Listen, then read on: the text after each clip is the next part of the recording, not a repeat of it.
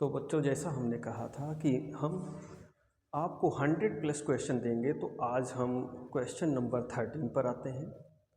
Question number 13 है, which of the following is a combination reaction. तो combination reaction कौन सा है, इसको हम लोग देखें। देखिए, ए बी और ए प्लस बी, तो A B A plus B क्या है, अगर हम लोग देखते हैं तो ये आपको ये टूटता हुआ दिख रहा है, यानी स्प्लिट होता हुआ दिख रहा है। तो स्प्लिट किस में आएगा, डिकम्पोजिशन। स्प्लिट डिकम्पोजिशन में आता है। ए प्लस बी दो चीज़ें हैं, दोनों चीज़ें क्या है, आपस में जुड़ रही हैं। अगर जुड़ रही हैं तो ये सीधी सी बात है कि ये क्या है, कंबाइन हो रही हैं। तो कंबाइन हुई तो ये रिएक्शन कौन सा हुआ, कॉम्बिनेशन रिएक्शन। तीसरा भी हम लोग देख लें, ये तीसरा डिस्प्लेस हो रहा है, यानी ए बी की जगह पे आ रहा है और बी अलग हो रहा है, तो ये कौन सा है, डिस्प्लेसमेंट। ये डिस्प्लेसमेंट है। चौथा आप देखिए, ए सी से रिप्लेस हो रहा है और बी डी से, यानी अगर हम लोग देखें तो यहाँ पर आपस में रिप्लेसमेंट हो रहा है, तो ये क्या है, डबल डिस्प्लेस, डबल डिस्प्लेसमेंट। यानी अगर हम लोग देखें, एक दोस्तों का जोड़ा ये था, एक दोस्तों का जोड़ा ये था, दोनों जोड़े में क्या हुआ, एक दूसरे से एक्सचेंज कर लिए दोस्त, तो ये हो गया क्या, डबल डिस्प्लेसमेंट। तो हमारा ऑप्शन कौन सा सही आया, ऑप्शन बी। तो चलिए हम अगले क्वेश्चन पे आते हैं। अगले क्वेश्चन में हम लोग चलते हैं।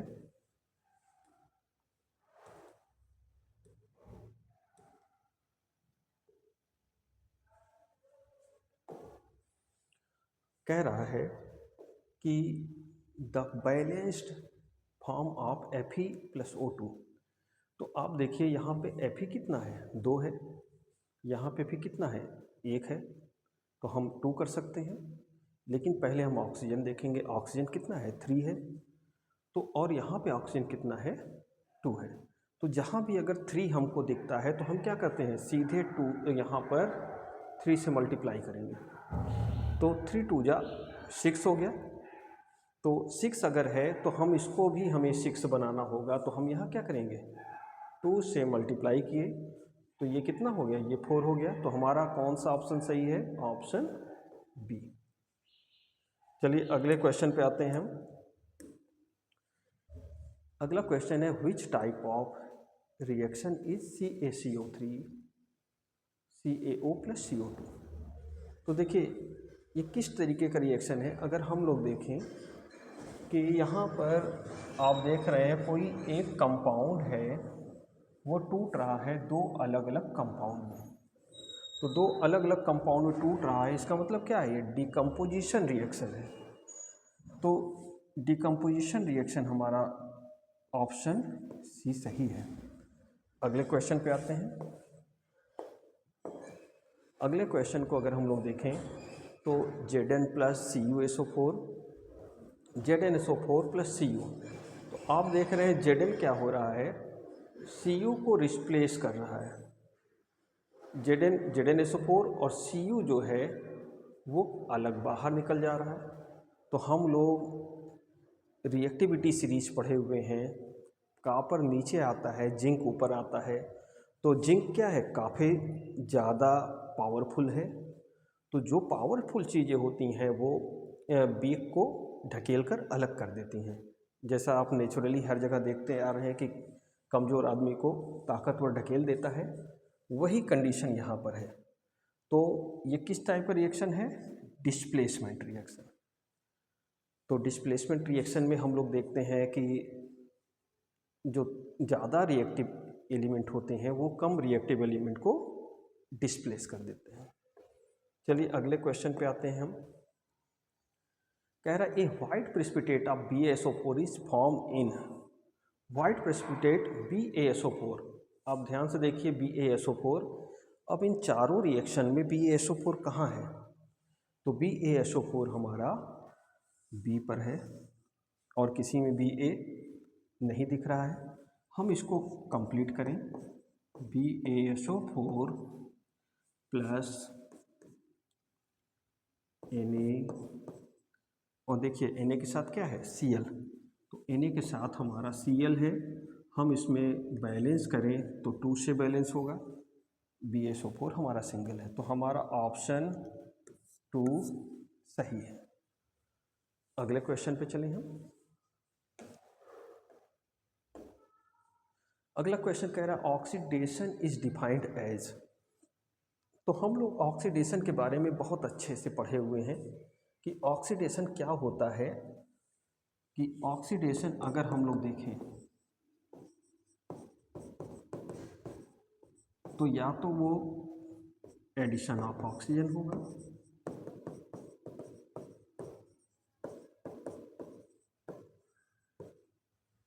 या रिमूवल ऑफ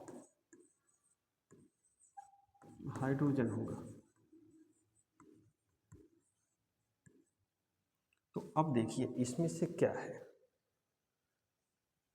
इसमें रिमूवल ऑफ हाइड्रोजन नहीं है, एडिशन ऑफ ऑक्सीजन है, तो हमारा ऑप्शन सी सही है। तो आप लोग MCQ तभी कर पाएंगे जब आप थ्योरी भी आपकी तैयार होगी सही से। अब आते हैं हम चैप्टर 2 में। चैप्टर 2 हमारा है एसिड, बेस एंड साल्ट।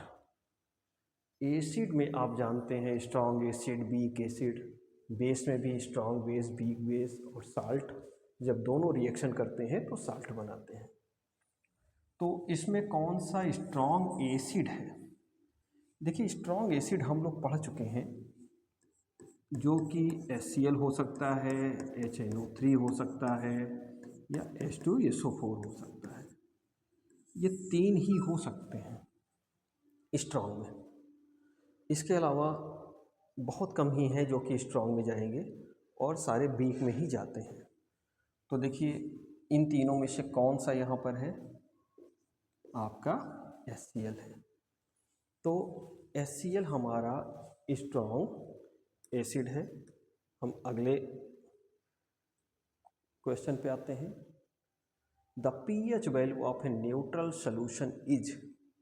तो देखिए हम लोग सोल्यूशन पढ़ चुके हैं, सोल्यूशन में 0 जो होता है वो एसिड होता है, 0 से हम 6.9 मान लेते हैं, ये हमारा एसिड की रेंज है।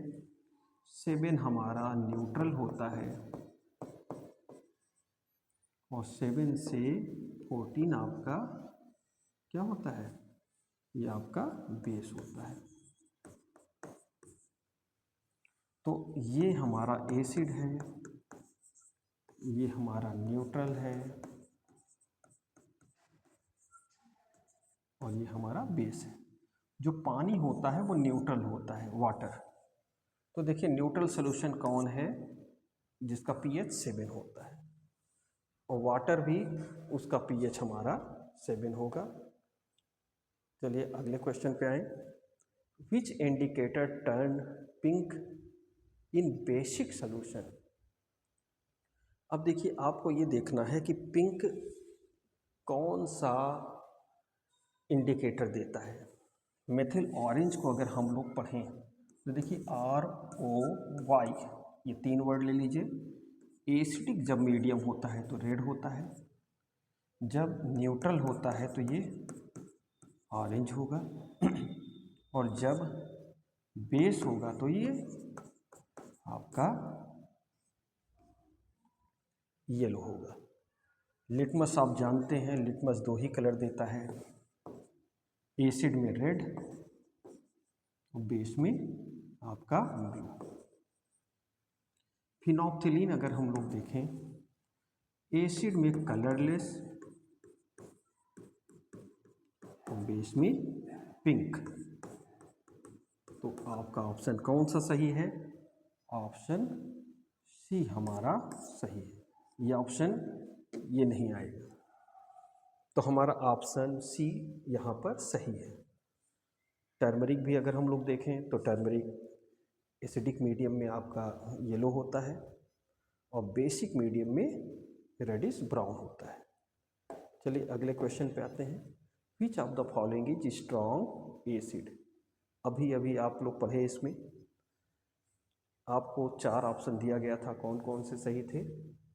तो हम लोग देखें, ऑप्शन ये हमारा सही था। तो इस तरीके से हम अलग अलग क्वेश्चन लेके आते रहेंगे। आप लोग अपनी तैयारी करते रहिए। जैसा हमने कहा है कि 100+ क्वेश्चन लाएंगे, अब क्वेश्चन की संख्या बढ़ने वाली है। पर डे हम 10 से 20 क्वेश्चन लाने की कोशिश करेंगे। एसर्शन, रीजन, केस बेस्ड जल्दी जल्दी कंप्लीट करेंगे आपका, और 25 के पहले यानी 24 तक हम 100+ क्वेश्चन कंप्लीट कर देंगे। तो चलिए मिलते हैं नेक्स्ट क्लास में।